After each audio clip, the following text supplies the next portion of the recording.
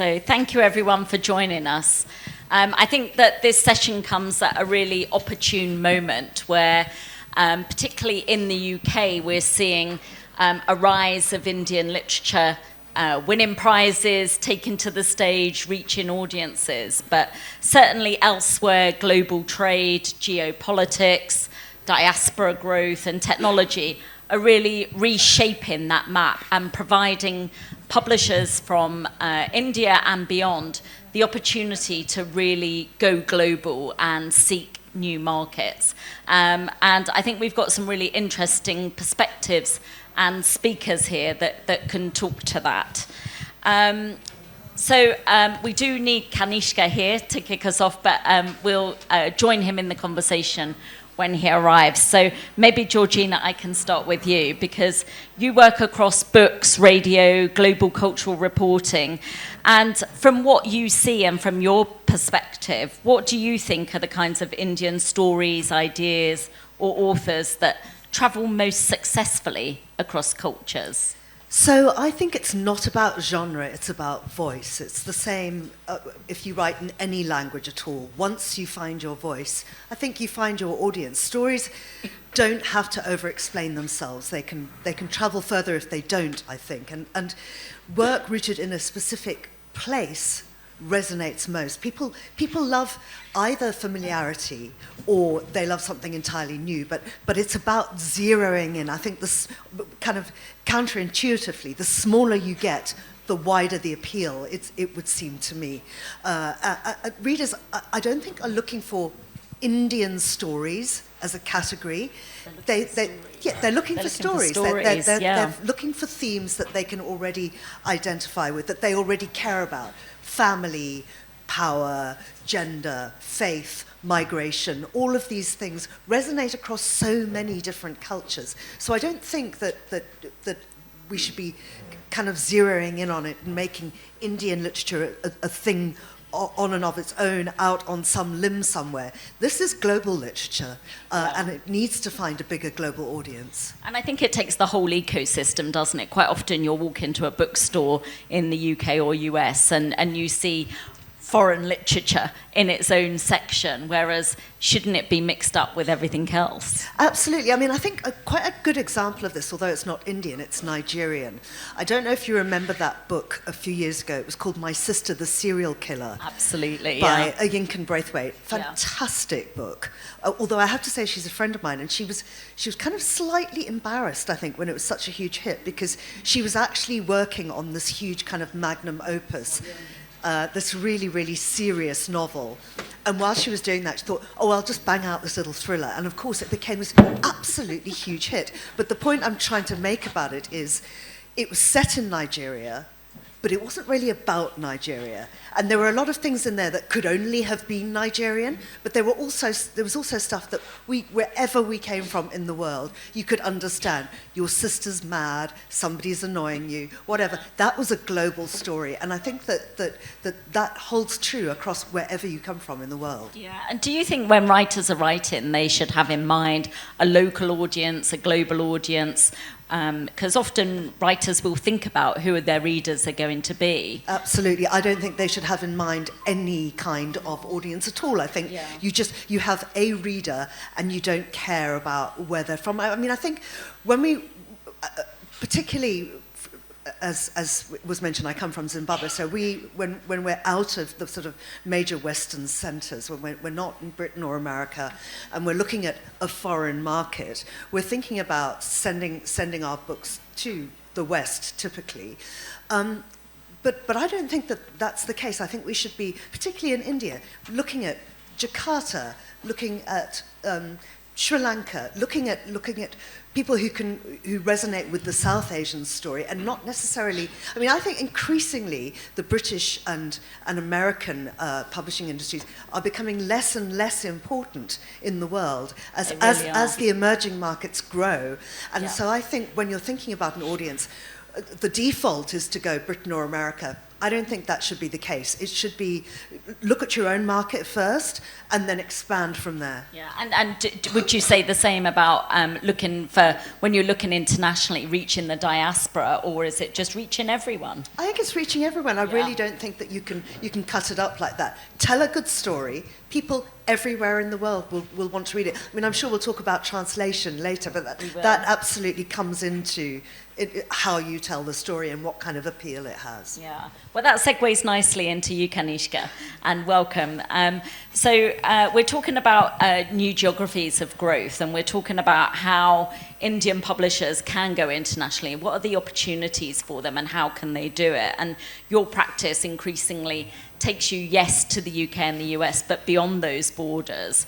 So do you think success is really driven by translation rights, by co-editions, or direct-to-market strategies?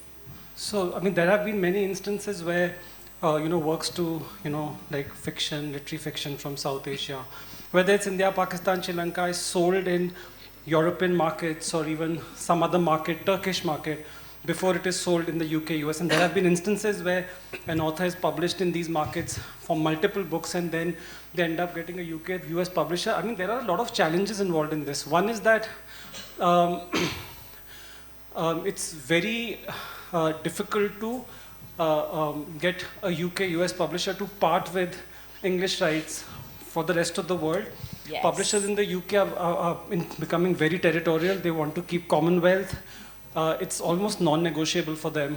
And even the US markets, for that instance, and in India, authors want their books to be available internationally, whether, even if it's in an ebook form, at the time of the release, because that's the time when they feel that there is momentum around the book, they are taking part in panels, their books are getting reviewed. So many a times authors who have approached me with the intention of, getting international representation, they end up signing away or reverting the world rights to the Indian publisher so that the book is at least available internationally. I think there are certain genres where non-US UK markets, for which non-US UK markets are very big. Children's books, like some of our biggest children's publishing houses, like Prakash Books, they have an imprint called Wonder House. They have a huge market in the UAE. They have a huge market in South America, Asia. There is an appetite for self-help, non-fiction writings from South Asia in, the Southeast Asian markets, in like Chinese, even the Vietnamese market. But how do they reach them? How are they selling rights? Are they selling English language editions? Are they selling co-editions? No, I mean, they reach out to publishers if they hold the rights, or if they reach out to the agent. And and I think UAE is a very big market, because I think in 2023, I think Penguin Random House India got into an agreement with a very major publisher in Dubai, Kalimat.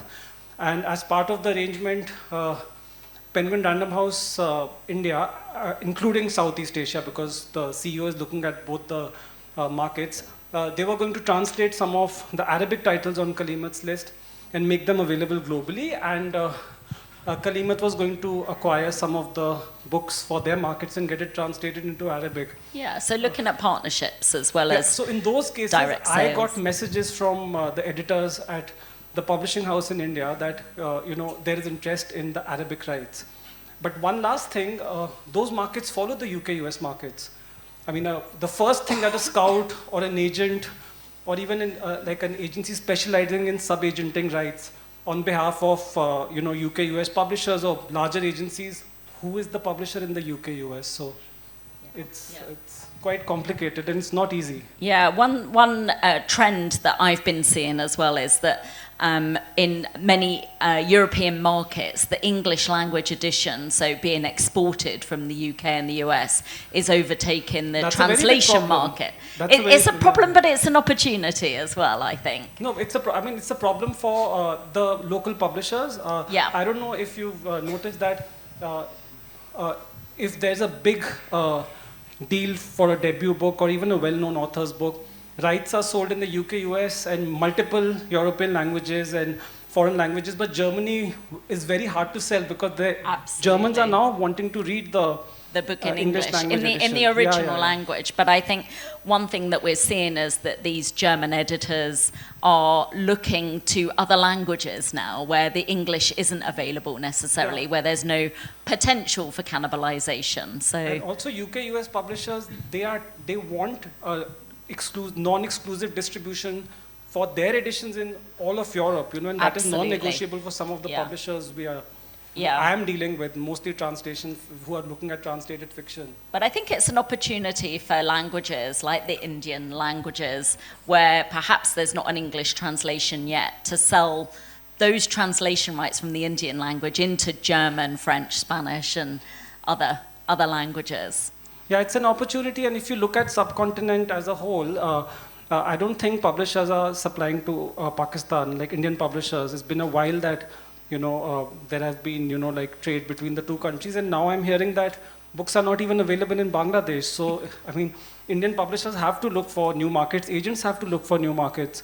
There was a time when I was signing up at least 8 to 10 writers from Pakistan every year. Now I don't even sign up a single writer, unless I feel that, unless they're legacy names and they'll have a market within India.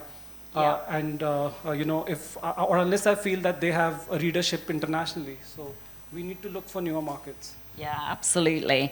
And Samir, I'm going to come to you. And before we talk about technology, which I know is one of your areas of real interest, but certainly you're living in New York, so you're part of the diaspora. Yeah. So how are you seeing the reception in the US to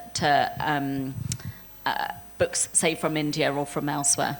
Yeah, so, like US over the last 20, 30 years, you have these waves of high interest and then it goes up and down. And I think we're in the middle of one of the high interests, because India is now, because of many other, geopolitical developments often in the news. I think, so I'll start with the thing that I really think Indian publishing in the US is like vastly undersold. And there are real structural barriers to doing this, so I get most frustrated sitting there and looking at, the structural barriers. So there are, I think, if we divide the world up into fiction, non-fiction at the very least, in non-fiction, a surprisingly small number of bestsellers from India are just simply not available. And Kanishka and I talk about this because we know each other for many years. So this is this inexplicable, right? And so the only reason I can think of is a few things, right?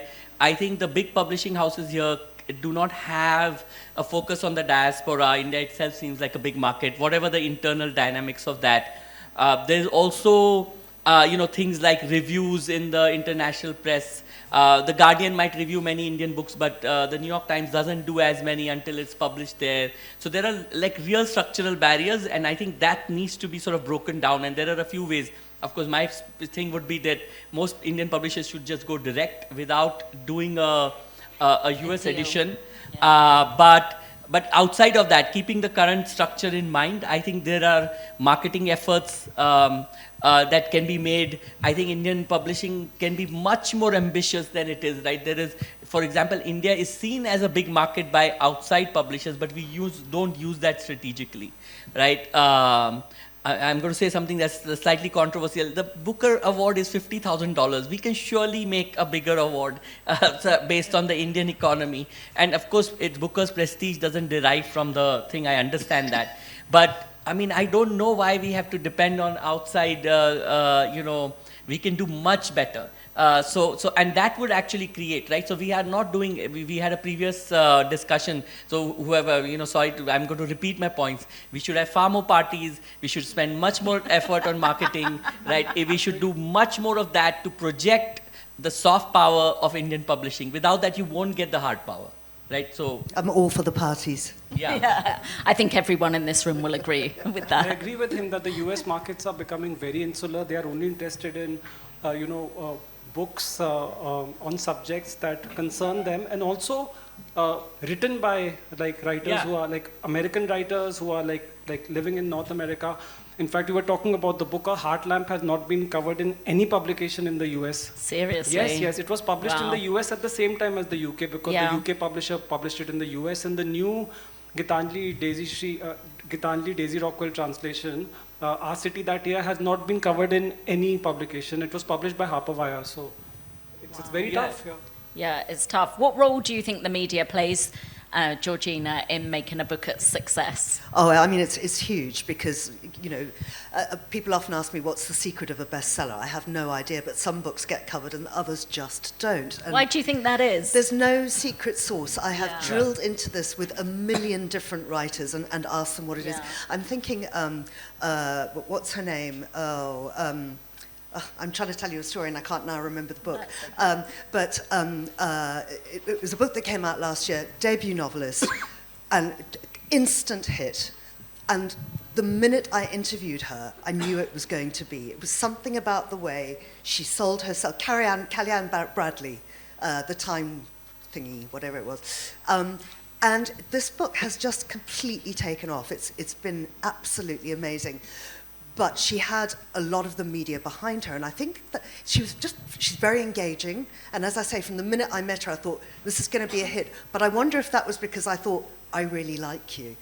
Yeah. So the author plays a big role in selling the book. I think so. And I mean, I have to say one thing, as being author adjacent, if you like, I'm finding, and I'm sure that there'll be some publishers here that will take issue with this, but that quite often the publicity departments of publishers simply don't work hard enough or are not reaching the right places. I meet so many authors who say, I'm having to sell the book myself. Yes, I hear that all the time. And I think that is a big problem. And I think that possibly that area of the publishing industry really needs to and I mean, I think that you've probably got some ideas on this because you're really improving the way that literature's getting out there. But certainly for me, I'll get, 60 emails a day saying, would you like to see my new book? People, a lot of them won't even ask. They'll just send me the book. That's 70 books on my desk. Every day. Well, every week with the actual proofs that are coming. I can interview 4 authors a month. Yeah. So how do you choose? Well, I mean, bombarding me is not the answer. It's got to be, you've got to really kind of carefully consider. It's like, who am I sending this book to? What is she normally like? What does she cover? I know that she only ever does interviews face-to-face. Where is she going to be? Or is my author going to be in London? And honestly, for Monocle, this high-end publication and radio station, she is not going to do thing on how to wean your baby.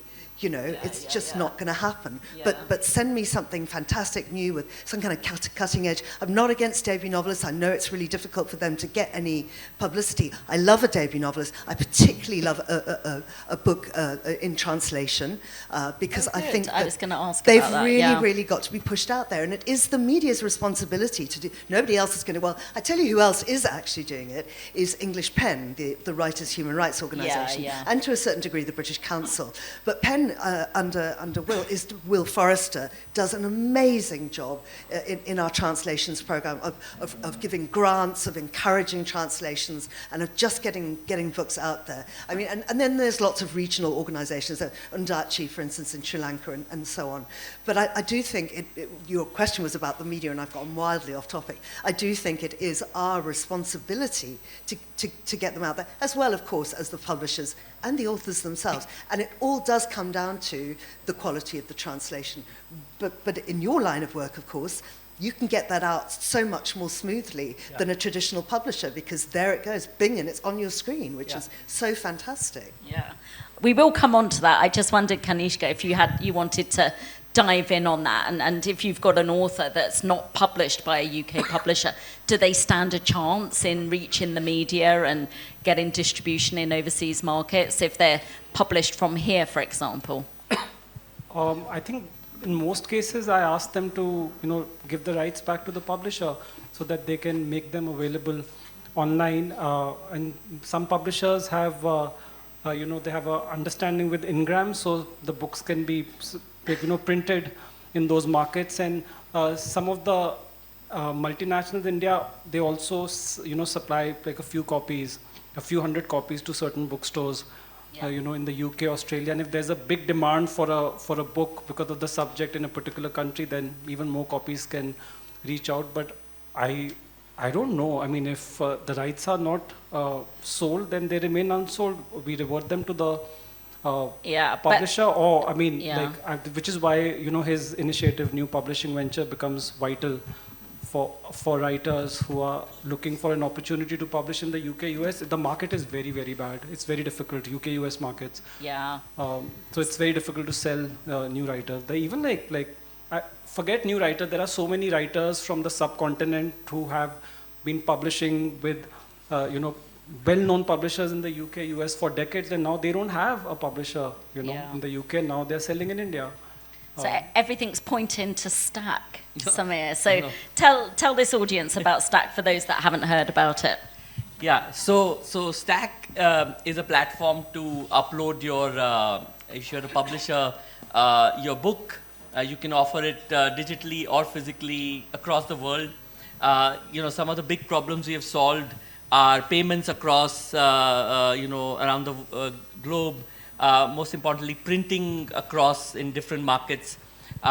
It's only in the last 6 months that we have really pushed the printed version, because once we've ironed out the problems, a bunch of Indian big publishers are on it, Speaking Tiger, Zuban, and others.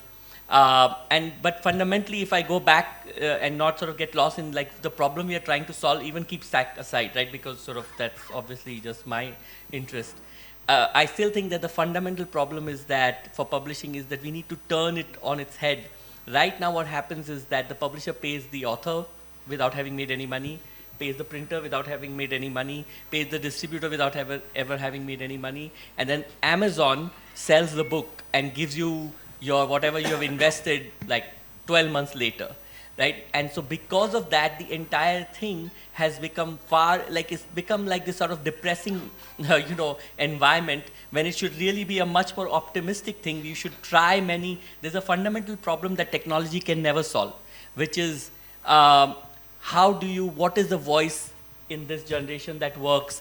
What kind of non-fiction should happen? I was telling somebody like we digital can allow you to go back to the 100-year back publishing industry where it was feasible to try and publish something, even though it has only 500 people who would read it, right? We want to destroy the economies of scale. We don't want 1 million to be yes, some publishers would I want bestsellers, but you don't want to be break even at such a high number that you become like this very boring conservative industry. Right? That's the fundamental thing to solve. You want to publish things that maybe nobody will read. That's when it becomes exciting and creatively interesting. Now, in that, the way I think about Stack is that it allows you to do that, right? It allows, for example, let's take the canonical problem here, that we have 20 million diaspora, 5 or 6 million in the US, UK, Canada, English-speaking, huge one in the Middle East, Indonesia, Malaysia, Tamil, like a very different. I think that with slightly more efficient marketing and slightly more exciting with parties and all of that, you should be able to double the sales of, I know the sales of, like we sell hardly 20,000 books in India is a bestseller. There is no question that the diaspora can like double that sale if it was easy to get to them, right? And this is my sort of thing with Kanishka and others, that if the, there is no, like the old industry structure adds value. So unlike most like tech kind of first folks, I don't think that the publishing industry is not an important intermediary. I think it's a very important one because it acts as the quality control, it acts as a way of creating excitement. But over the last 20, 30 years, what has happened is much of the industry muscle is focused around like trying to make sure the book is available. That's like the least interesting part of it, right? Instead, what you want is the industry to focus on how to market, how to create excitement about new voices, and how to sign up and pay the authors upfront, right? Those are the only two problems. Everything in between is a waste of time, but all the industry's effort is into that, right? So I'm trying to do that in-between thing. Yeah. And so my thing is that once you have an author and you want to publish them globally, nobody can stop you. You go and beat up the New York Times people that they should be reviewing this book, right? Focus your energy on that. On the marketing. Yeah. So that's we don't have any, publishing houses in the UK, US that are focusing on, literatures from South Asia. If you look at other languages or markets, like Charco Press focuses on translations from South America. Then we even have a agency, UK-based agency that is only, focusing on translations of, books from Japan, Korea. But we don't have any of that. And I agree, most of our pitches to UK, US publishers mention the population of, the diaspora. diasporic market, but it doesn't really Doesn't work for resonate, them. doesn't come No, through. no. Yeah, and part of the reason is that, like, for example, again, there are not enough events happening, right? Because the diaspora is very concentrated in like a few cities. For example, the US diaspora, if you did like a significant enough event, so for example, Wire are like JLF is doing it, so JLF New York, these kind of events are important because there are 3-4 levels of marketing problem here. We should not add them all up. There is a marketing problem at the level of Indian literature itself and creating excitement about it. Then there's a marketing problem at the level of, genres. Like nobody, like why is this is my hobby horse. So if you look at non-fiction, there is very good reportage-driven long books written in India, but they don't ever get covered in the US. They don't have a US edition. Yeah. Exactly. So they can't be covered in the US if they don't have a US. So those but are the. I guess what we're saying though is it doesn't matter if there's not a US edition. If you can get it on a platform like Stack, for example, just going on and ordering it, and it will come to you as print or digital. Yeah. So I think it's about availability, isn't it? It's making sure the book's available in all formats, in all markets, and something like Ingram or Stack allows you to do that. Yeah. And I think we've kind of talked a little bit in contradiction about the importance of the diaspora versus it just being a good story, as Georgina said. And I wonder if there are festivals like the Crime Fest in New York that it's about crime writing, and it should be about crime writing no matter where the writer comes from. Yeah. And so if you've got a really good Indian crime writer, that even if they don't have a US deal, if you can get that Indian writer into that festival and the book's available somehow, somewhere, it doesn't have to be a US published edition. Would you agree, Kanishka? So all the editions of JLF, I'm sure they are always open to inviting authors writing across genres who have not been published in the UK, US, but the other festivals, whether it's the Crime Writing Festival or any other festivals in the UK, I don't think they are going to be open to books by authors who have not been published in their markets. I mean, I think one of the problems, particularly in the UK, is that budgets are so tight, and so to bring an author over from India or from somewhere else just becomes this huge problem. So of course you're just going to use your local authors, and that's an issue. I mean, I think the economies are tight everywhere, and we mustn't underestimate what an effect that has, even down to commissioning translations. Absolutely. And I think that's a big issue for a lot of people. Do you think AI will change that? So here's the thing. Yes, I do. AI can give you a translation, sure. It can tell you word for word what it means. AI is not a poet. AI is not an author. A translation is only a good translation as long as it's beautifully written. And translation is such a huge art. It's such a skilled art. You're an author, you're a linguist, you're a mind reader. You've got to go in there and find out what somebody was trying to say in their own language and make it completely accessible in a way that's exactly like that, but your own words. It's a form of alchemy. I have nothing but huge admiration for translators. And there's absolutely no way that can be replicated by a machine. Yeah. But it presents an opportunity, I think, for authors of, lesser known Indian languages that people can't afford translations of them, but at least AI can give a first translation so that somebody could read the book and decide if they want to publish it and commission a proper translation. Yeah, absolutely. Yeah, I just wanted to give you a quick example, and I'm not going to use his name. He won a Nobel Prize, and then he changed his translator. His work's been awful ever since. Wow. Do you see that as an opportunity, Kanishka? I don't think my work has been affected by AI, nor do I work with translations from South Asian languages that are using AI. AI is good for admin work, maybe some sort of a light edit, but I don't think why we have so many panels about AI. This is not about this panel, but in general, I mean, in the last 1 year, I've been on 6 or 7 panels about AI. I don't think it has had much of an impact. Maybe at the admin level, maybe at making the processes more streamlined. Maybe for generating plans, generic plans, marketing plans, distribution plans, streamlining stuff, making things more efficient. But I have in the last 2 or 3 years, I have not had. Yeah. I can't feel the like a very strong impact of AI on, literature. I mean, I'm sure the translators in the room, and I'm sure there are one or two that would be delighted to hear that. But I think in the UK, it's something that translators are finding their work is being seriously impacted because people are using AI. And, we won't go into the details now, but I think there's pros and cons. But for the purposes of this panel, I think it can make authors of Indian languages a lot more accessible to global markets if they're able to provide sample translations, even if that means using AI.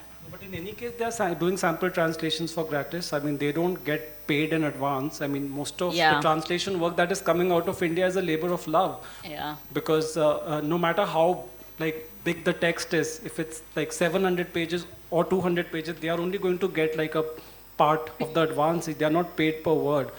I mean, say, I think I think you are talking, you are referring to the Harlequin news about how translators are now being relegated to the role of editors of AI translations. Exactly. But I mean that's not a segment that I cater to, and I don't think AI is being used by commercial fiction writers or I don't think so. So maybe I'm not the right person to answer this. Yeah.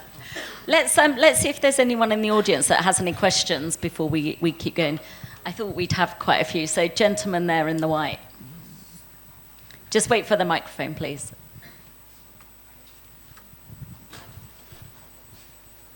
It's Okay, on. great. Hello, good afternoon to the members of the panel. My question is to Kanishka sir. Sir, as we talk about Indian marketing scene, certainly whenever we visit a bookstore in India, there is a lot of influence of Japanese literature now. There is a lot of influence of East Asian literature now, with ranging from Han Kang to South Korean literature. But do you see any of these trends with respect to Indian writers?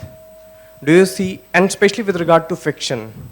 In India or outside of India? In India. What are the emerging trends with respect to publishing or marketing scene with respect to Indian writers? So one thing that has drastically changed over the years, thanks to the success of books like Ghachar Ghochar, Tomb of Sand, and now Heartlamp, and many other books like Mustache by Sarisha, is that translated fiction is becoming, very popular. It's within India, and it is at par with fiction, written by writers in English in India.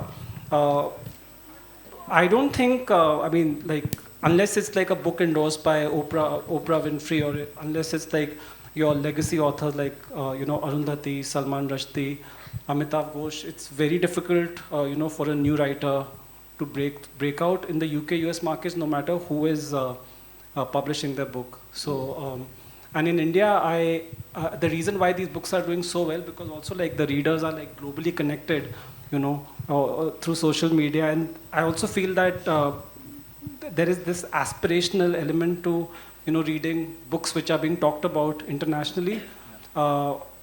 Even my cousins, who live in Germany, they make faces when I talk about some of the authors I represent, because for them, English fiction or non-fiction is books that are coming out of the UK, US, or that become a talking point globally. So we need to change that. We had some questions at the front row over here, please.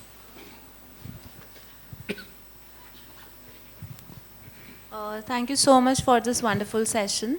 My question is particularly to Samir sir and Kanishka sir, since you are so deeply associated with publishing industry in India.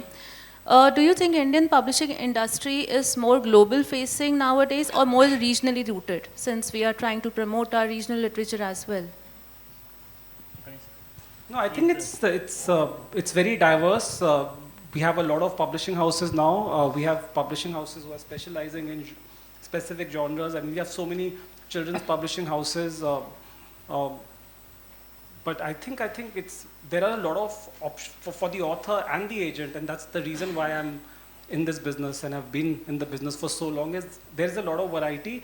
And when we talk about certain genres being neglected by Indian publishers, it's not true. I mean, publishers in India have made such tremendous efforts to get homegrown crime writing, fantasy writing, horror writing, young adult writing, like take off big time. Harper has an imprint called Harper Black. When Chiki Sarkar started Juggernaut, one of her mandates was to create the next big crime writer from India. So, efforts have been made, but I think the problem is there's a lot of competition from writers from writers writing in the same genre from the West, and that is something that is not going to change overnight. Some of our fantasy, science fiction writers are getting nominated for prizes internationally, getting shortlisted for the Arthur C. Clarke Award, Hugo Award, but 90% of you may not have even heard of them. So. Right. So that comes back to the marketing. Yeah, it comes back to the marketing. Some of it, like he's saying, it's impossible to know for a title what will work and when it will catch the moment or whatever the cultural situation might be. I still think that there is much more marketing, like too much cost cutting on the marketing and audience building side. And if the structures can be changed, that we actually put in that effort. You look at JLF itself, look at the energy and how many people have come here. Doesn't always translate into. We have always been a very small, if you look at per capita income and amount of books sold, the reality has been forever and ever, it's a very small thing. But even that small thing can grow, and it is growing. Like he said, there's a lot of experimentation, but I still think that there is like under effort on marketing. Yeah. We had another question here in blue on the end there. We'll come to you next.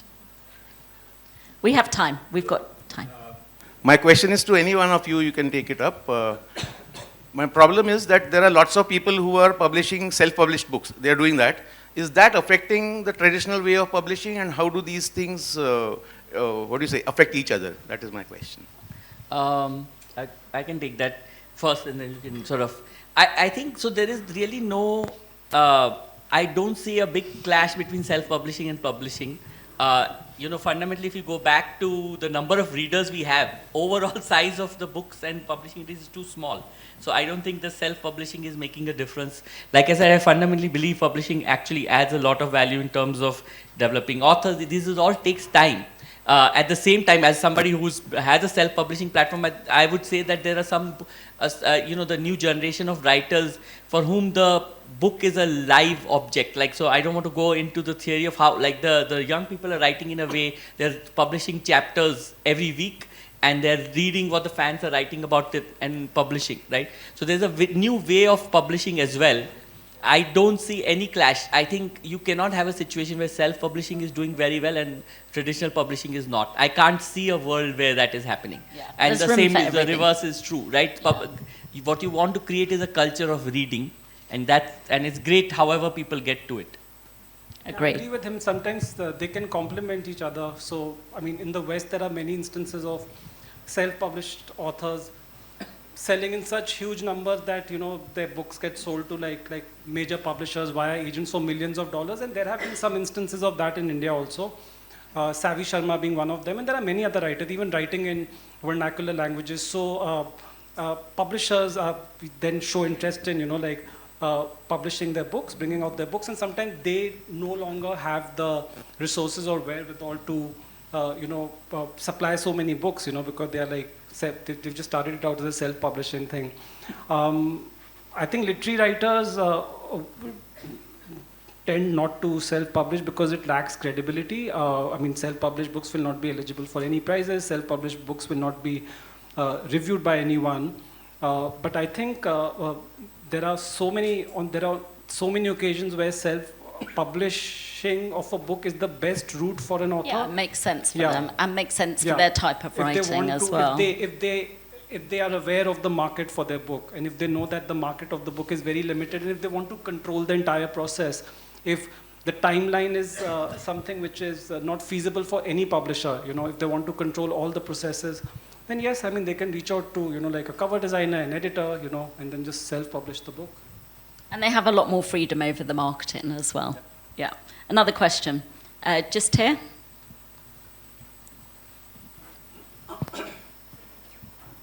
Hello everyone. First of all, thank you for this enriching discussion. I'm Devi. I'm a budding author who is currently penning down a first novel, and it is crime fiction, murder, mystery, thriller. And my question specifically is related to crime fiction. Any of you could answer. And my question is, how is crime fiction market in India vis-a-vis market globally? And specifically to Samir and Kanishka, I wanted to know, as an Indian writer who is writing down crime fiction, what are some aspects that I need to be really sensitive towards? Because crime is a sensitive topic, certain aspects that I need to be sensitive. So I think the market is fairly good, and also there are specific editors in publishing houses who are looking to acquire crime. You know, I mean, the publishing house as a whole may not be acquiring too many books in the genre, but there are editors, you know, because who read a lot of crime fiction, who want to, you know, grow like a crime list.